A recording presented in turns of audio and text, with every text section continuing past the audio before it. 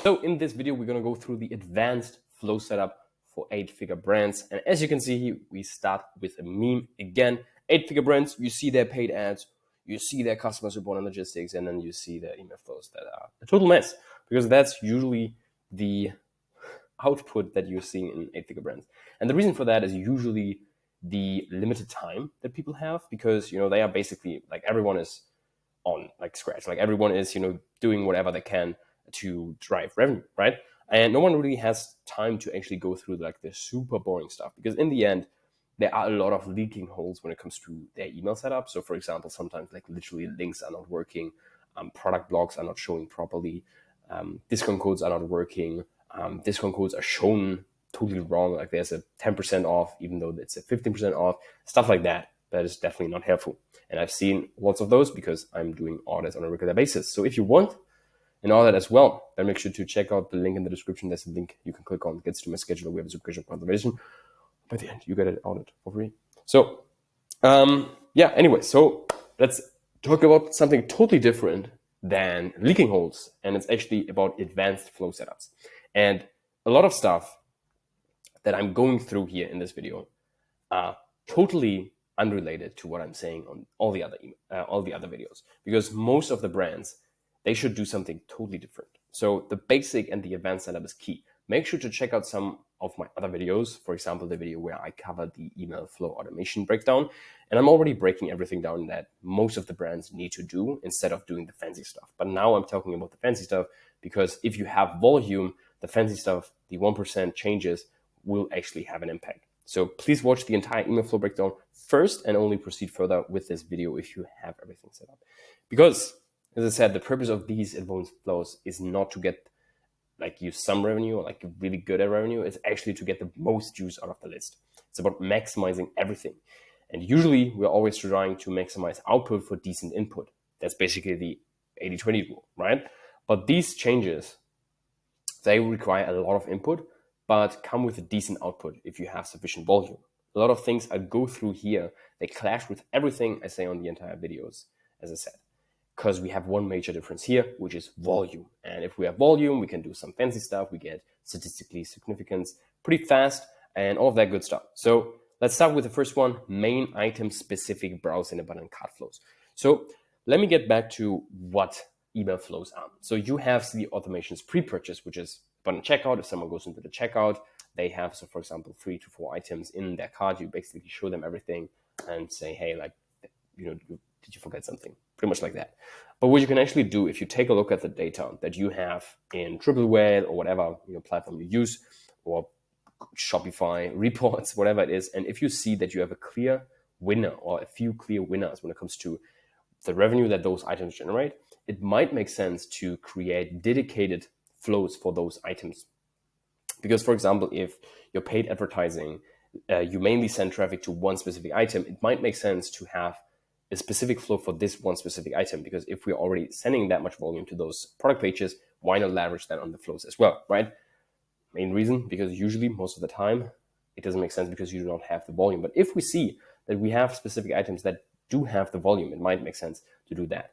We can't do that on the abundant checkout level because people can add multiple items and then it gets super messy, but you can do it in the browse and in the abundant cart. If you want me to create a video tutorial about how to create specific browse and abundant cart flows for one of your items, make sure to comment under this video. But I wanted to go through the idea in and of itself. So what you can do is, if someone looks at your item or adds the item to cart, which is the abundant cart, it's not abundant checkout, it's one step prior, you can actually use the entire email sequence specific tailor to that item, because they've been looking at that item as their last item.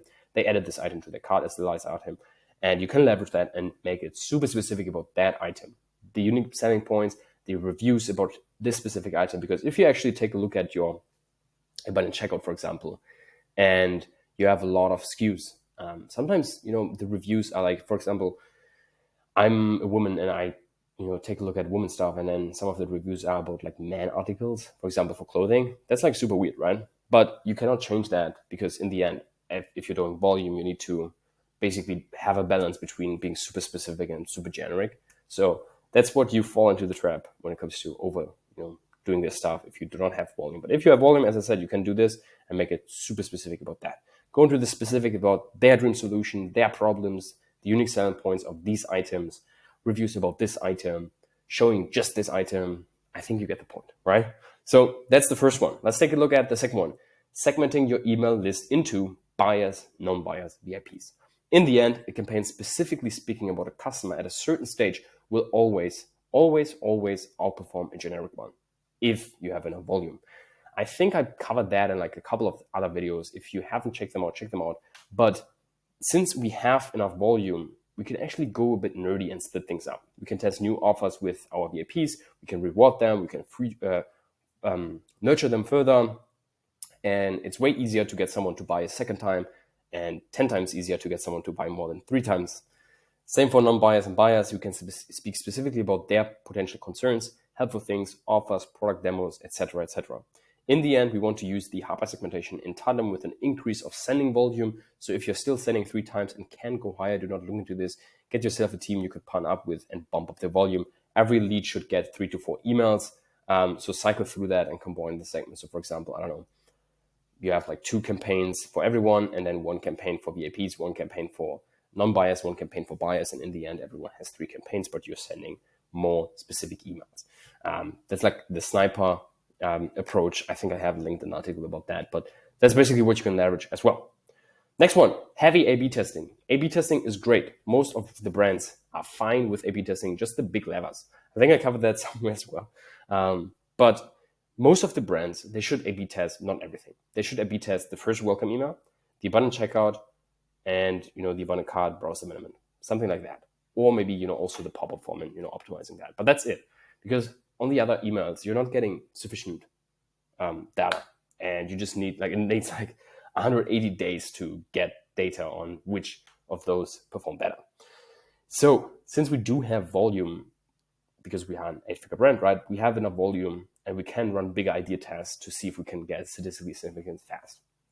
So what we can do is we can also literally have entire abundant checkout flows. Like we A/B test the entire flow with each other. So we run totally different ideas on every email, and the entire strategy is totally different. And we can see, okay, what is driving the most revenue. Or we can even do post-purchase sequences testing. So for example, we have nurture, and one is heavy selling. We A/B test that and see what is the churn, how many sales we're getting, what is the click-through rate, blah, blah, blah, blah. So we can test really big ideas and really big stuff. And we usually we don't have the volume when it comes to doing this kind of stuff. So heavy A/B testing. Next one, preference pages. Something that not a lot of people talk about because it's really not that sexy. Since we acquire leads at volume, we do not really see the impact of unsubscribe rates. No one is really talking about that. No one is really looking into that, and pretty much everything is everything is super profitable on email revenue. So it's really hard to pinpoint towards where should we be. And something that we're trying to do when it comes to unsubscribe rates is that usually for most of the brands we work with, I always tell them it's normal that people unsubscribe. We do not need to take a look at that. We need to fix front end, make sure everything is fine and set up properly. But at volume, it actually makes sense to adjust things to keep people on the list, because if we already pay for someone, we need to get them to spend as much money as possible and stay as long as possible, because sometimes people take time to make a purchase. So, but as I said, this is just because of volume. So instead of having people on the list or not, we can try to give them different preferences. So give them a choice to select. Maybe they just want 1 email per week, or maybe they only want to get promos, or they want everything but the promos, or maybe they just want really heavy promos during Black Friday and Cyber Monday. You get the point here. One thing that we also do for bigger brands, especially during Black Friday and Cyber Monday, you can also give them the option to pause. So for example, before Black Friday and Cyber Monday, you say, hey, we're bumping up the volume in emails. If you want to get the promos, make sure to stay on. If you do not want to, you can adjust the preferences here, and we will only send you 1 on Black Friday, or even none. You get the point.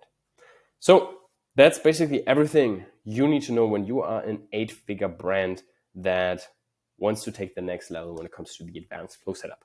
If you're an 8-figure brand and you're still doing that on your own, what the hell are you doing?